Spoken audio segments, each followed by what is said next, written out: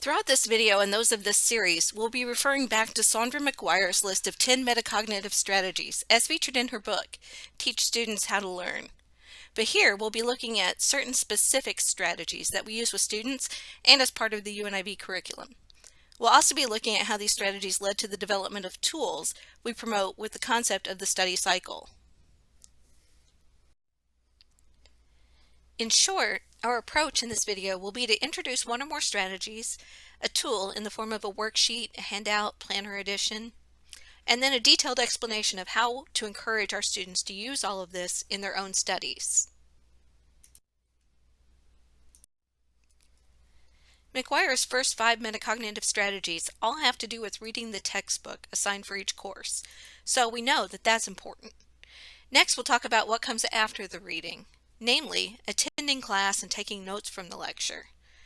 Then we'll look to the third phase of the study cycle and talk about the actual studying. What is studying? How is it different from memorizing? And which will help them do well on the test? Finally, we'll be talking about the assessment phase of the study cycle and look at ways to encourage students to adopt this cycle as a habit for all courses, regardless of how many tests or quizzes there will be. Just as a side note, because so many of EMU's students are admitted with a requirement for developmental math, we'll be paying special attention to doing well in quantitative courses. Finally, we're also going to look at a couple of other tools that can help students develop college-level study skills, namely, how to break apart a large assignment, essay, project, how to create goals that can be broken down into an actual game plan.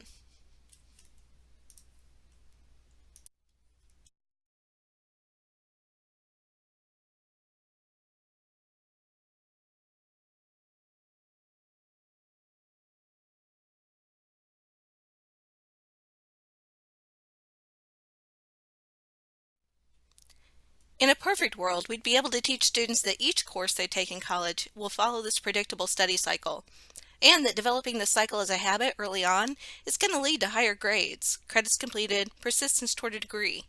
However, you can probably expect a lot of pushback on this concept. We'll be looking at the idea of studying being a cycle of continuous activity, not something that you do just before the exam near the end of the semester. So this is not your father's studying, right? We're looking at how students are studying currently and helping them change and develop great habits, that studying is a continuous process.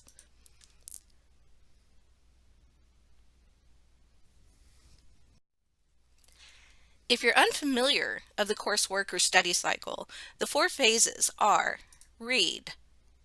That one should be obvious. However, you'd be surprised how much it's not obvious to our students. Again, don't confuse the familiar with obvious. Step number 2, go to class. Take notes, preferably by hand. Step 3, actively study. What does actively studying mean? Not just looking notes over or rereading the text. And 4, assess. Do the thing, whether the thing is a test, a paper, an assignment, and students need to understand that when there is no test or thing offered by the instructor, they should be testing themselves to complete this loop and keep the cycle going. Many courses will have only 2 or 3 exams over the semester. Students definitely need convincing they should be assessing their own learning along the way. The weekend before the midterm is far too late to be getting started with serious studying. We have a lesson on time management in UNIV where you'll teach students this process more in depth.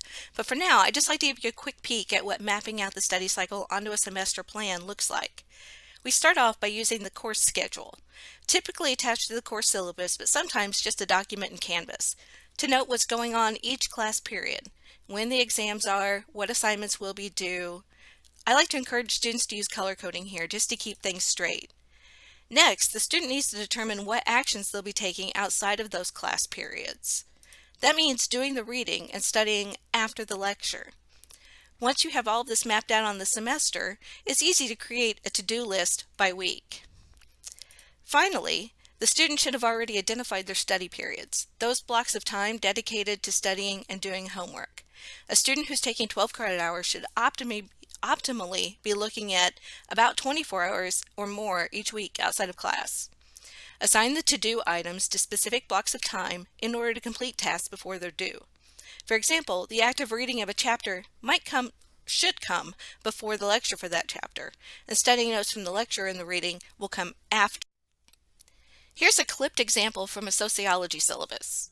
For the week of September 30th, the instructor will lecture on Chapter 4 on Monday and begin the lecture for Chapter 5 on Wednesday. That makes the study period on Tuesday a great fit for studying Chapter 4's notes, and the time on Thursday can be designated for reading actively to prepare for the next week. Notice that the mock quiz has been scheduled into time set aside for a study group. This is a great activity for students to work together in active learning. Also, the student will be quizzing themselves on Chapter 3 and 4. This instructor only has 2 exams for the entire semester. The first is over chapters 1 through 6, and the final is over chapters 7 through 14. So it makes a lot of sense for this student to be quizzing themselves on more than one chapter at a time. Great job! You're now ready to move on to part 2 of learning strategies and the study cycle. The next short video will take you through the first step in the study cycle. That one is all about reading, and by that we mean actively reading. I'll see you there soon.